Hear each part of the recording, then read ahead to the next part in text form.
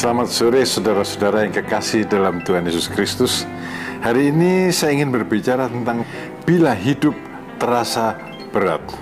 Dalam Ulangan pasal 8 ayat yang kedua, Musa mengingatkan orang Israel, "Ingatlah kepada seluruh perjalanan yang kau lakukan atas kehendak Tuhan Allahmu di padang gurun selama 40 tahun ini, dengan maksud merendahkan hatimu dan mencobai engkau untuk mengetahui apa yang ada dalam hatimu, yakni apakah engkau berpegang pada perintahnya atau tidak." Saudara-saudara, orang Israel dibawa keluar dari tanah Mesir untuk menuju tanah Kanaan. Tapi bukannya langsung menuju tanah Kanaan, Tuhan membawa mereka ke padang gurun. Selama 40 tahun di padang gurun dalam kesukaran yang sangat besar. Ya, berjalan di padang gurun panas dan gersang. Tapi Musa kemudian pada tahun yang ke-40 bilang bahwa dalam perjalanan yang dilakukan di padang gurun itu atas kehendak Tuhan, bukan tanpa tujuan, supaya orang Israel mengenal dirinya sendiri, apakah mereka taat pada Tuhan atau tidak, dan yang kedua, supaya orang Israel juga rendah hati. Saudara, kita merasakan hidup ini berat. Ya, setiap orang pasti merasakannya. Saya merasakannya, saudara merasakannya. Dan saudara-saudara, kalau hidup ini terasa berat, ingat padang gurun. Kita berada di padang gurun seperti orang Israel itu, bukan tanpa tujuan Tuhan membawa kita di situ. Dua hal yang Tuhan inginkan: mendidik kita, mengajari kita, agar kita menjadi rendah hati dan kita mengenal dengan baik diri kita ini. Kita ini orang yang taat pada Tuhan atau hanya dalam keadaan tertentu taat, dalam keadaan susah lupa Tuhan. Yang Tuhan inginkan adalah ketaatan mutlak. Dan untuk itu diperlukan pengalaman padang gurun. Tapi saudara-saudara, padang gurun sebetulnya tidak terlalu buruk kalau orang mempunyai sikap yang tepat. Orang Israel, kalau mereka mempunyai sikap yang tepat, mereka bernyanyi-nyanyi di padang gurun. Karena apa? Mereka lihat dengan jelas penyertaan Allah. Tidak usah jauh-jauh mereka kalau ingin tahu penyertaan Allah. Mereka tinggal mengangkat kepala dan mereka melihat tiang awan, mereka melihat tiang api pada malam hari. Dan mereka tahu itu adalah penyertaan Allah. Allah tidak jauh dari mereka. Di padang gurun, Allah ada bersama dengan umatnya. Kalau saya dan saudara berada di padang gurun, hendaknya kita ingat akan hal ini, bahwa Allah tidak jauh dari kita. Ada seorang bernama C.S. Lewis berbilang, dalam keadaan yang enak, Allah berbicara bisik-bisik kepada kita.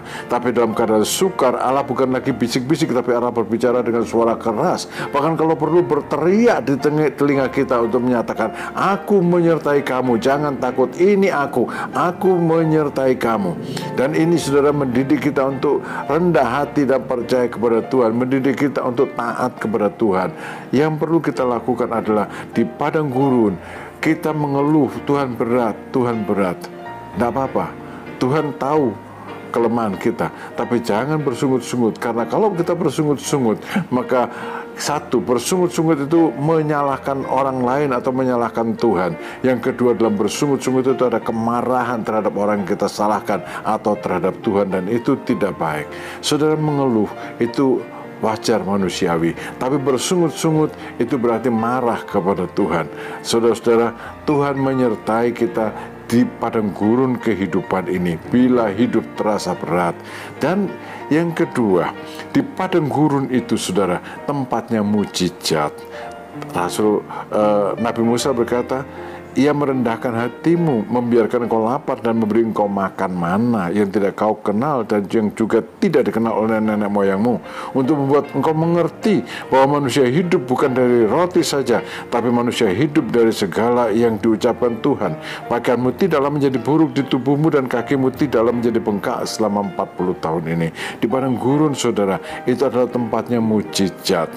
Selama 40 tahun di padang gurun, jadi itu hampir 15.000 hari mereka di padang gurun. Tak pernah sehari pun Tuhan lupa memberikan mana kepada mereka, kecuali pada hari Sabat. Hari sebelum Sabat mereka terima mana 2 porsi untuk hari itu dan hari Sabat. Tidak pernah terlambat, tidak pernah lupa. di padang gurun adalah tempat mujizat. Kalau kita bersandar kepada Tuhan, saudara, tidak pernah sakit mana bisa mengalami mujizat kesembuhan. Tidak pernah mengalami kesusahan dalam keuangan mana bisa mengalami mujizat Tuhan memberikan keuangan yang cukup pada waktu kita memerlukannya.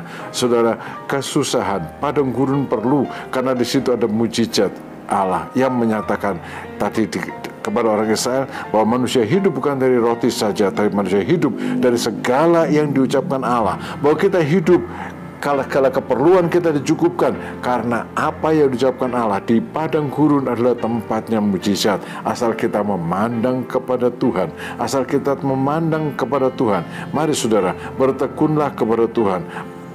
Padang gurun akan berakhir dan orang Israel menyeberang ke Kanaan, begitu juga kita. Padang gurun akan berakhir, kesusahan hidup akan berakhir, dan kita akan masuk ke tanah perjanjian di mana benar-benar ada kelimpahan, di mana benar-benar ada damai sejahtera, ada kesukaan.